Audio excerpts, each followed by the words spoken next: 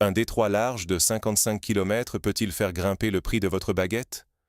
Ça paraît fou, et pourtant, ce mince bras de mer entre l'Iran et Oman, le détroit d'Ormuz, vient de déclencher une onde de choc qui secoue toute la planète. À première vue, c'est une info de spécialiste.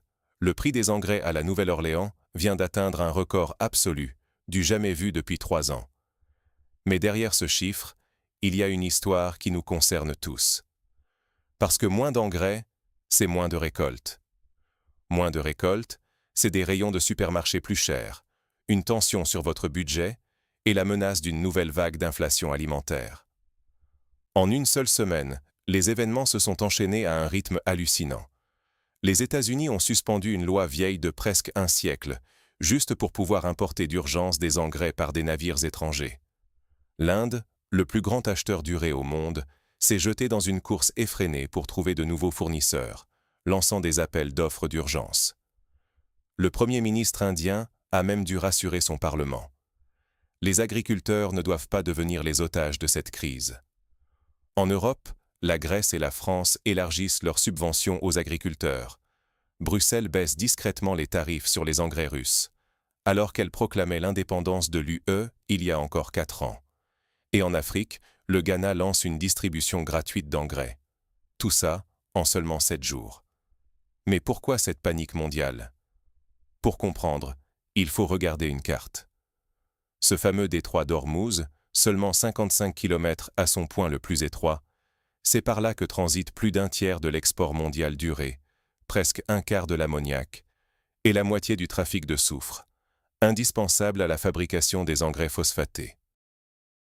Et depuis le 28 février, ce goulot d'étranglement est tout simplement fermé, paralysé par les tensions entre l'Iran, les États-Unis et Israël.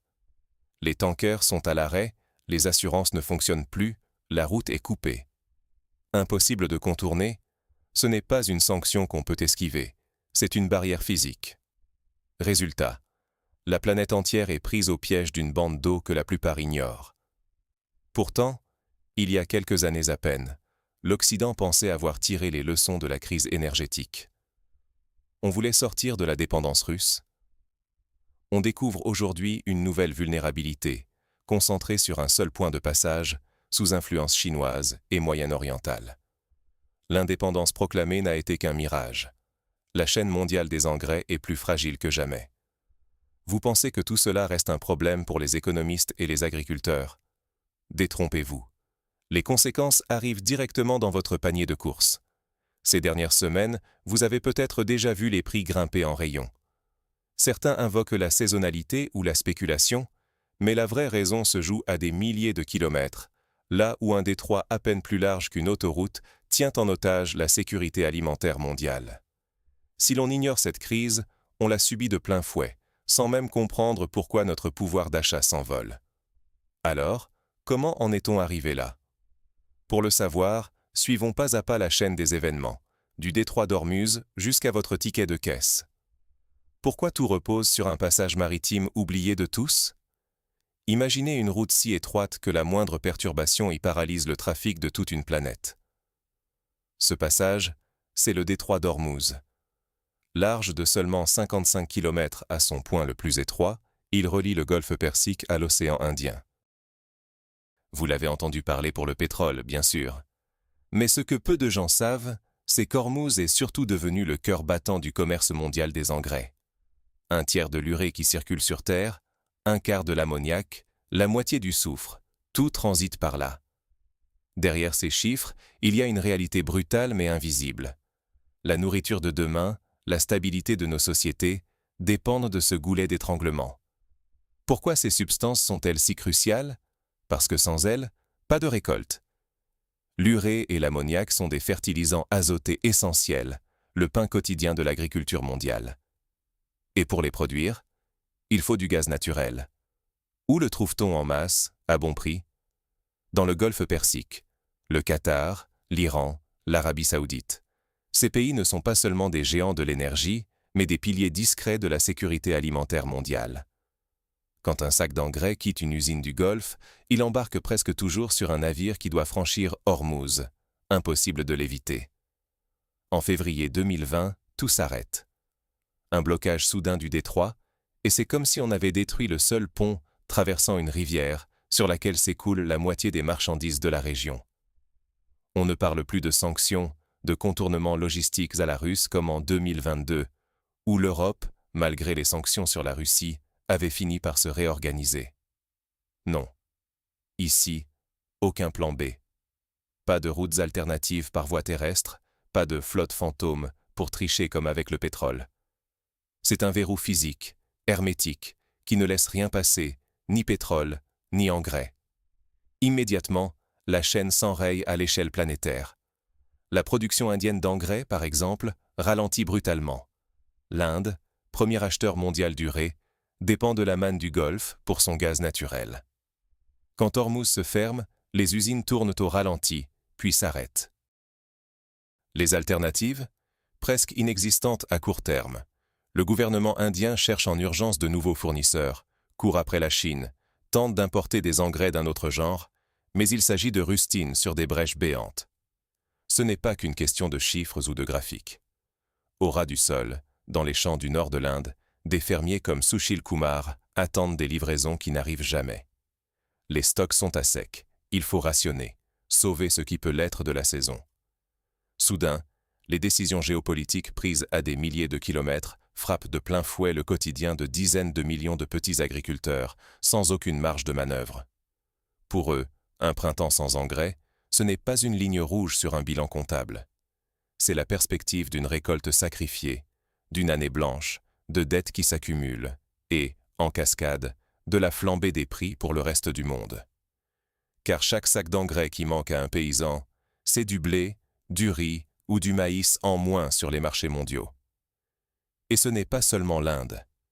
Les États-Unis, géante agricole, réagissent dans la panique. Suspension inédite de la loi Jones pour autoriser n'importe quel navire, sous n'importe quel pavillon, à transporter engrais et carburant d'un port américain à l'autre. Le gouvernement lève même certaines sanctions sur les engrais vénézuéliens pour tenter de pallier la pénurie. En Europe, la France et la Grèce augmentent d'urgence les subventions aux agriculteurs. Bruxelles envisage de baisser discrètement les tarifs douaniers sur les engrais russes et marocains. Partout, la même fébrilité. Tous cherchent une issue, mais face à ce blocage physique, et non plus économique ou politique, les solutions sont limitées, précaires, chères.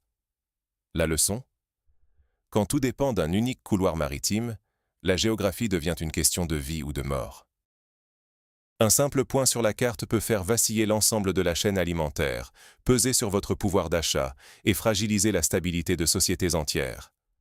Derrière chaque hausse de prix au supermarché, il y a l'ombre d'Ormuz et la réalité d'une dépendance que l'on croyait avoir surmontée, mais qui s'est simplement déplacée. Alors, face à ce choc logistique, qui sont les premières victimes? Des fermiers indiens aux gouvernements américains et français. La panique gagne tous les continents. Regardez ce qui se passe. Partout, chacun cherche désespérément une solution, mais personne n'est vraiment prêt. On assiste à une réaction en chaîne, mais au lieu d'une réponse globale coordonnée, c'est plutôt chacun pour soi. Commençons par l'Inde, première victime visible de la crise. Là-bas, les usines d'engrais tournent au ralenti, certaines s'arrêtent carrément, faute de matières premières. Résultat? Le gouvernement lance des négociations d'urgence pour obtenir des cargaisons, mais sur les marchés internationaux, tout le monde chasse les mêmes stocks. Les premiers à souffrir, ce sont les paysans. Pour eux, c'est parfois l'équivalent d'une année sans revenus. Imaginez, la récolte dépend des engrais. Sans eux, c'est la chute des rendements, la perte des récoltes, la misère. Et ce drame ne s'arrête pas à l'Inde. Aux États-Unis, la Maison-Blanche prend des décisions qu'on n'aurait jamais imaginées en temps normal. Le fameux Jones Act, cette loi quasi centenaire qui interdisait aux navires étrangers de transporter des marchandises entre ports américains, est suspendu. Désormais, tout navire, quel que soit son pavillon, peut livrer engrais et carburant sur le territoire. Le message est clair. Il faut sauver les fermiers américains, coûte que coûte. Le gouvernement organise des réunions de crise avec les géants de l'agroalimentaire. On évoque même la levée de sanctions sur les engrais vénézuéliens. L'objectif? Alléger le choc pour l'agriculture nationale éviter que la hausse des prix ne fasse exploser la colère des consommateurs. En Europe, la réaction est plus discrète, mais tout aussi révélatrice. La France, la Grèce, l'Allemagne multiplient les subventions agricoles. On imprime des milliards pour soutenir les exploitants, on baisse, en toute discrétion, les tarifs douaniers sur les engrais russes. Oui, vous avez bien entendu. Après le gaz, voici le retour de l'engrais russe. Parce que même en pleine guerre ou sanctions, quand la sécurité alimentaire est menacée, les principes s'effacent devant la réalité. Les syndicats agricoles font pression pour lever les taxes sur les engrais marocains, le Maroc possédant l'un des plus gros stocks mondiaux de phosphate. Tout le monde veut une part du gâteau. Ici, chaque décision prise à Bruxelles ou à Paris se répercute jusque dans le prix de votre baguette. En Amérique du Sud, le pragmatisme règne. Le Brésil multiplie les achats au Maroc et dans les pays du Golfe, tout en lançant des coopérations inédites avec la Bolivie pour produire localement des engrais et de l'énergie. Un nouveau texte de loi réduit les taxes sur les intrants chimiques pour essayer de garder l'agriculture à flot.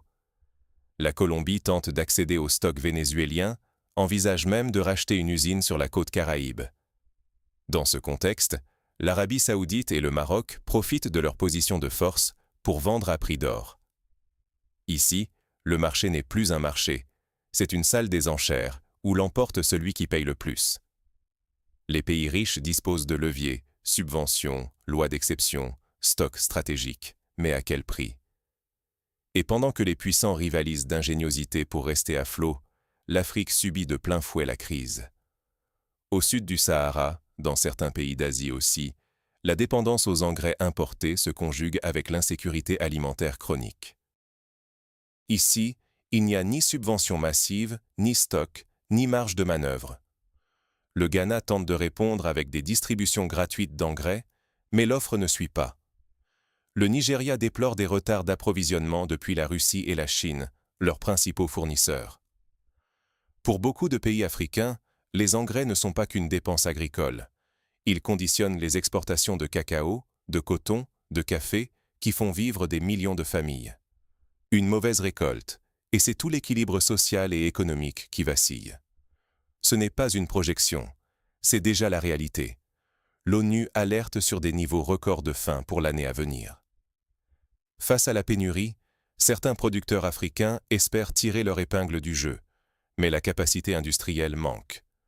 L'Afrique dépend depuis trop longtemps des usines étrangères pour espérer, du jour au lendemain, devenir autosuffisante. On ne construit pas une industrie en une semaine. Ici, la mondialisation révèle sa dure vérité. Quand tout fonctionne, on parle de marché libre. Quand ça casse, c'est chacun pour soi. Ceux qui n'ont pas investi dans leur indépendance se retrouvent mécaniquement en bout de chaîne. Résultat, la fracture s'approfondit entre ceux qui peuvent encaisser le choc et ceux qui subissent de plein fouet. Les prix des engrais flambent. Derrière, c'est toute la chaîne alimentaire qui s'envole. Céréales, pain, viande, lait, œufs. Parce que le bétail aussi dépend de ces engrais. Ce n'est pas une théorie, c'est une équation universelle.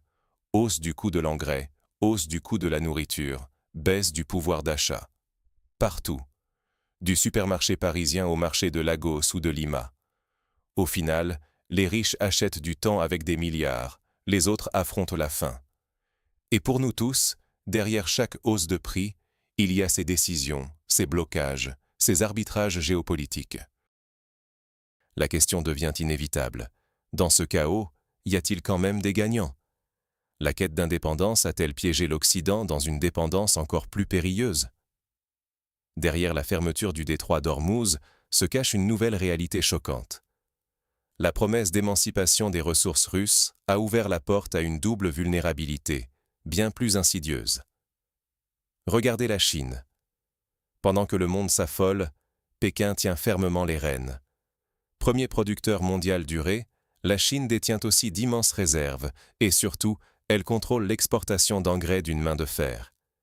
Quand la panique s'empare du marché, c'est le gouvernement chinois qui décide qui achètera, à quel prix et dans quelles conditions. Et pour protéger son agriculture, la priorité, c'est sa propre sécurité alimentaire. Résultat, les exportations sont restreintes, les quotas serrés, et le reste du monde se retrouve en file d'attente, les yeux rivés sur les décisions de Pékin. Ce n'est pas un simple accident de conjoncture. C'est une stratégie assumée. En verrouillant les exportations, la Chine assure la stabilité de ses récoltes, limite la hausse des prix sur son marché intérieur et, surtout, devient incontournable pour tous ceux qui, ailleurs, doivent faire pousser du blé, du maïs ou du riz. Cette force de frappe, c'est aussi un atout géopolitique. Quand le monde tremble, Pékin renforce sa position, impose ses conditions et engrange discrètement un pouvoir colossal. Et la Russie dans tout ça? Malgré son isolement sur la scène politique internationale, elle reste un fournisseur crucial d'engrais. Même sous sanctions, la Russie conserve ses parts de marché, profitant indirectement des tensions et des pénuries. Les tentatives de l'Occident pour s'en passer ont eu un effet pervers. Les flux se sont réorganisés, les circuits sont devenus plus opaques, mais les engrais russes circulent toujours, parfois rebaptisés, parfois détournés par des intermédiaires. Qui plus est, des pays européens, après avoir proclamé haut et fort leur indépendance, commencent déjà à revenir discrètement vers les ressources russes, incapables de trouver des alternatives viables à court terme. L'ironie est cruelle. En voulant s'affranchir de la dépendance russe, l'Europe et une large partie du monde se sont retrouvés piégés entre deux puissances déterminées à défendre leurs intérêts. D'un côté, il y a ce verrou logistique imprévisible qu'est Hormuz, capable de bloquer du jour au lendemain le passage des matières premières. De l'autre, une Chine qui n'hésite pas à fermer le robinet pour renforcer sa propre sécurité alimentaire et son influence mondiale.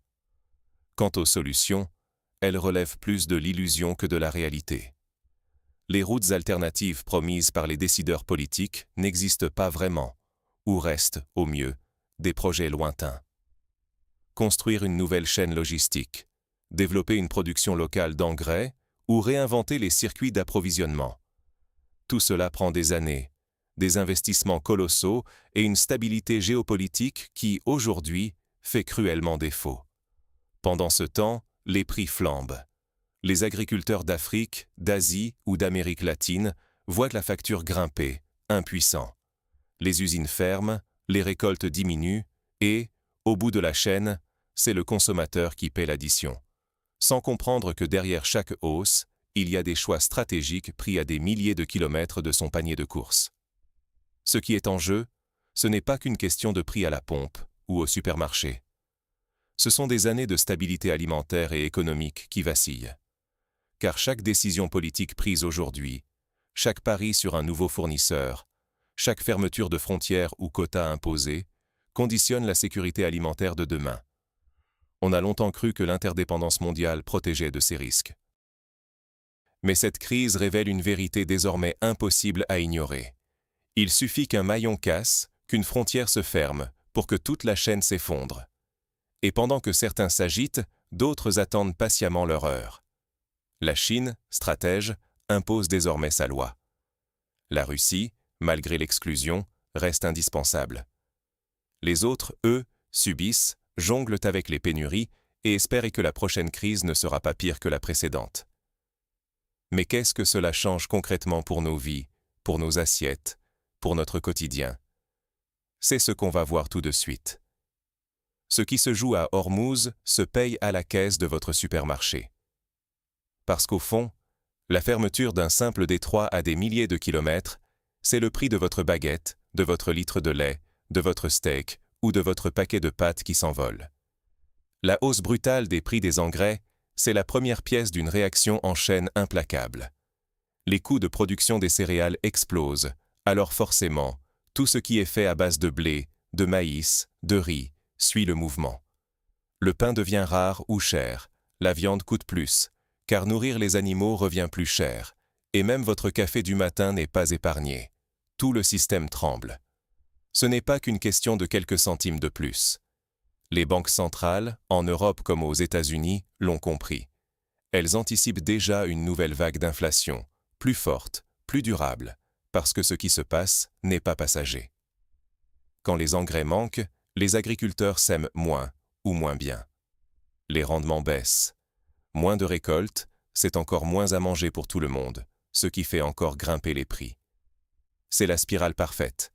Pénurie, flambée des prix et au bout, des millions de budgets ménagers étranglés. Aujourd'hui, le marché mondial des engrais ressemble moins à un marché qu'à un immense jeu de chaises musicales où la géopolitique dicte qui s'assoit et à quel prix. Pendant 4 ans, l'Occident s'est cru malin. Il a voulu s'émanciper du gaz russe, du blé ukrainien, des ressources venues de l'Est. Diversification, nouveaux contrats, routes alternatives, sur le papier, c'était brillant. Dans la réalité, on a juste déplacé la dépendance. Au lieu d'un fournisseur unique, 2 nouveaux goulots d'étranglement. D'un côté, les routes du Golfe, aujourd'hui bloquées à Hormuz. De l'autre, la Chine, qui détient non seulement la production mais aussi le pouvoir politique de fermer le robinet quand bon lui semble. Et Pékin ne s'en prive pas. Comme elle l'a déjà fait avec les terres rares, la Chine contrôle ses exportations d'engrais d'une main de fer. Quand la panique s'empare du marché mondial, c'est Pékin qui choisit à qui vendre, à quel prix et dans quelle quantité. Les autres attendent leur tour, payent plus ou restent sur la touche. Cette stratégie n'est pas un effet secondaire. C'est le cœur de la politique chinoise, protéger ses propres agriculteurs et rendre la vie difficile à tous les autres. Conséquence, même les pays du Golfe, assis sur des montagnes de stock, ne peuvent pas profiter de la flambée des prix. Leurs exportations sont bloquées tant que le détroit reste fermé. On croyait avoir appris la leçon de la guerre en Ukraine, mais au lieu de gagner en sécurité, on a construit une autre dépendance, encore plus risquée, encore moins prévisible. Le marché n'est plus ce lieu abstrait où l'offre et la demande se rencontrent au bénéfice de tous. C'est désormais un terrain de jeu pour les grandes puissances, où chaque crise, chaque fermeture, chaque déclaration politique se répercute directement sur notre quotidien. Ce n'est pas simplement la théorie de la mondialisation, c'est la réalité sur l'étiquette de prix au supermarché. Et si on pense que cette chaîne logistique est trop lointaine pour nous concerner, on fait une grave erreur. Chaque maillon cassé, chaque porte qui se ferme, c'est notre facture qui grimpe, notre pouvoir d'achat qui s'effrite, notre sécurité collective qui s'effondre un peu plus. Ignorer la logique de ces dépendances, c'est perdre le contrôle de son propre budget, mais aussi sous-estimer la force de la géopolitique. Le monde d'après, celui qu'on croyait plus indépendant, est en fait un monde de nouvelles fragilités. Alors oui, la fermeture d'Ormuz, c'est bien plus qu'un enjeu lointain. C'est déjà dans notre assiette, dans notre portefeuille et dans la stabilité de nos sociétés. Reste la question essentielle. Le prochain choc alimentaire viendra-t-il encore d'un simple point sur la carte? Voilà la question que l'on doit se poser, alors que la fermeture du détroit d'Ormuz a suffi à faire chanceler non seulement le marché des engrais, mais aussi la stabilité de l'économie mondiale et la sécurité de nos assiettes. On a retracé ensemble toute la chaîne, du coup de chaud sur les cotations à New York, jusqu'à la menace de famine sur 3 continents. Et tout ça, pour un seul goulot d'étranglement, un passage de 55 km de large, devenu plus puissant que tous les discours politiques. On pensait avoir tiré les leçons de la dépendance au gaz russe. On a multiplié les annonces d'indépendance, de diversification, d'autonomie stratégique. Mais la réalité, c'est qu'on a simplement échangé une dépendance contre une autre. Les routes du gaz ont été remplacées par des routes d'engrais, tout aussi vulnérables, tout aussi concentrées. L'Occident, convaincu de s'être affranchi, découvre que la vraie indépendance n'existe pas dans un monde où la géographie décide de tout, et où la Chine, discrètement, a tissé sa toile sur le marché mondial des fertilisants. Ce qui se passe en ce moment n'est pas qu'une crise de plus, c'est un révélateur. Les prix des engrais flambent. Les agriculteurs négocient chaque tonne comme à un véritable enchère. Certains pays, comme l'Inde, ferment leurs usines. D'autres, comme l'Afrique, s'inquiètent déjà du spectre de la faim. En Europe, on édulcore ou on met de côté les lois durement défendues pour s'assurer un accès à ces ressources vitales. Sur le marché, c'est la loi de celui qui peut payer le plus cher, et la Russie, paradoxalement, se retrouve incontournable, parce qu'elle possède à la fois le produit, la capacité de livraison et l'envie de vendre. À ces conditions, il n'y a pas de coupable unique, seulement une mécanique implacable. La pénurie menace, l'inflation repart, la tension monte partout. Et ce ne sont pas que des chiffres ou des débats d'experts. Pour vous, pour nous, cela se traduit par des prix alimentaires qui s'envolent, un pouvoir d'achat grignoté chaque semaine au supermarché, une inquiétude qui s'installe. Derrière chaque hausse de prix, il y a des décisions géopolitiques, des chaînes logistiques fragiles, des dépendances ignorées. Ne pas comprendre ces dynamiques, c'est rester simple spectateur d'un monde qui change, et en payer le prix sans même savoir pourquoi. Ce n'est plus seulement un problème de fermier ou de diplomate. C'est une question de stabilité sociale, de budget familial, de compréhension du monde dans lequel on vit. Comme le rappelle un grand patron du secteur qui n'a jamais vu pire situation en 40 ans de métier. Tant que ce blocage durera, les conséquences pourraient être catastrophiques. 10 millions de personnes menacées de faim selon l'ONU, rien que sur cette crise. Et si le conflit se prolonge, ce sera une nouvelle année d'extrême, une onde de choc que personne, ni les pays riches, ni les plus pauvres, n'est prêt à encaisser. Alors, que faire? S'informer d'abord. Refuser de voir ces enjeux comme de simples faits divers lointains. Comprendre les liens entre chaînes logistiques, géopolitiques et notre quotidien. Ne pas céder à la panique, ni à l'illusion d'indépendance totale, mais chercher à diversifier, à anticiper, à questionner. Car tout peut basculer à partir d'un simple point sur la carte. Et maintenant, c'est à vous de réagir. Pensez-vous que cette crise va s'installer durablement ou que l'on se dirige vers un retour à la normale dans quelques mois? Avez-vous déjà ressenti les effets sur votre budget, votre façon de consommer? Partagez votre expérience et vos questions en commentaire, car c'est en comprenant ensemble ces mécanismes que l'on pourra s'adapter et peser, à notre échelle, sur les choix collectifs. Si vous souhaitez vraiment percer les secrets de ces chaînes invisibles, du gaz à l'engrais, de l'engrais à la nourriture, de la nourriture à l'argent, abonnez-vous. C'est exactement pour ça qu'on est là, pour décrypter, ensemble, un monde qui ne cesse de nous surprendre.